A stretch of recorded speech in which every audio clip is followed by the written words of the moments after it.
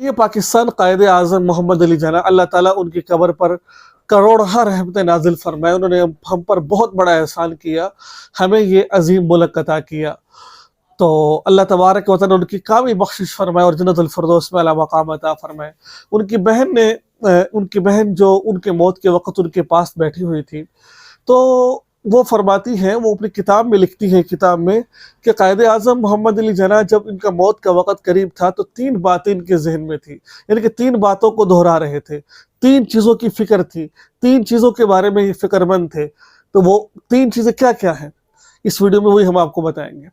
اور ایک اور بات عرض کرنا چاہتا ہوں اس ویڈیو کے اندر کہ ہمیں اس حالات کے اندر، فلسطین کے حالات کو، حماس اور اسرائیل کی جنگ میں ہمیں کیا کرنا چاہیے اور ہم کیا کریں گے تو ہمیں فائدہ ہوگا. ایک مسلمان ہونے کے ناطے ہم کچھ نہیں کرتے، لیکن اتنا تو ضرور کر سکتے ہیں. تمام کی تمام چیزیں ہم آپ کو اس ویڈیو میں سکھائیں گے. چینل کو سبسکرائب کیجیے اور اس ویڈیو کو آگے شیئر ضرور کیجیے گا، اور فیس بک پیج پر دیکھ رہے ہیں فالو ضرور کیجیے. دیکھیں، ایک بات ذہن میں رکھیے آپ، وہ 3 باتیں کون سی ہیں؟ نمبر 1، ان کی بہن کہتی ہیں کہ سب سے پہلے ان کے دماغ میں یہ بات تھی کہ اللہ تعالیٰ کشمیر کو آزاد کرا دے. کشمیر کے لیے فکر مند تھے، اور جو اس وقت مہاجرین انڈیا سے پاکستان آئے تھے ان کے لیے بڑے فکر مند تھے کہ ان کے لیے رہائش کا بندوبست ہو، کھانے پینے کا بندوبست ہو، اچھے طریقے سے رہیں. تیسرے نمبر پر اسرائیل کے، ٹھیک ہے، تو یعنی کہ اسرائیل جو ظلم کر رہا تھا فلسطین پر، یعنی کہ ایک دفعہ پوچھا گیا قائد اعظم محمد علی جناح سے اسرائیل کے بارے میں، تو انہوں نے بڑی پیاری گفتگو بات کی. انہوں نے کہا کہ جو اسرائیل ہے یہ مغرب ممالک کا ناجائز بچہ ہے.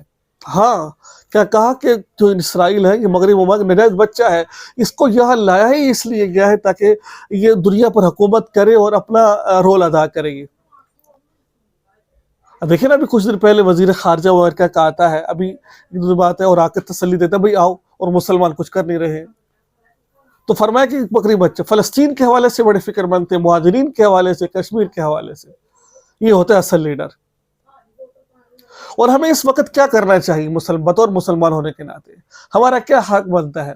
نمبر 1، ہم آواز بلند کریں، احتجاج کریں، آواز بلند کریں، احتجاج کریں، حکومت کو بتائیں اے فوج ہم آپ کے ساتھ ہیں، جاؤ غزہ میں جا کے لڑیں. جا کر اگر آپ نہیں جا سکتے ہمیں اجازت دیجیے.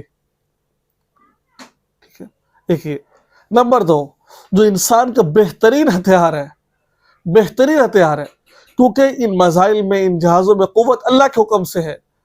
اللہ تو وہ ذات ہے جو ابراہیم علیہ السلام کو آگ میں ڈالے گی، اس آگ کو ٹھنڈا کر دیا، پھول نما بنا دیا، اس کو راحت کا ذریعہ بنا دیا.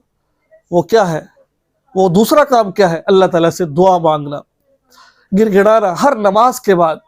ہمارے ہاں بزرگ یہ کیا کرتے تھے، جب مشکل وقت پیش آتا کسی پر یا خود پر، تو آیت کریمہ ختم ہوتی تھی اور دعاؤں کا اہتمام ہوتا تھا، قرآن پاک کی تلاوتیں ہوتی تھی. لیکن آج کچھ بھی نہیں ہے. لوگ تماشا دیکھنے والے اور بیان بازی کرنے والے لوگ موجود ہیں. تو میرے بھائی، دوستوں اور بزرگوں، دعا کیجئے. 2 رکعت صلاۃ الحاجہ پڑھ کر دعا آیت کریمہ کا وظیفہ ہے. اللہ مسلمانوں کی حفاظت فرما. اس وقت نہ ان کو پانی ہے، نہ کھانا، کچھ بھی ان تک نہیں پہنچ رہا ہے. اللہ تعالی ہم سب کو عمل کی توفیق عطا فرمائے، اور اللہ ہمارے ان بھائیوں کی مدد و نصرت فرمائے. السلام علیکم.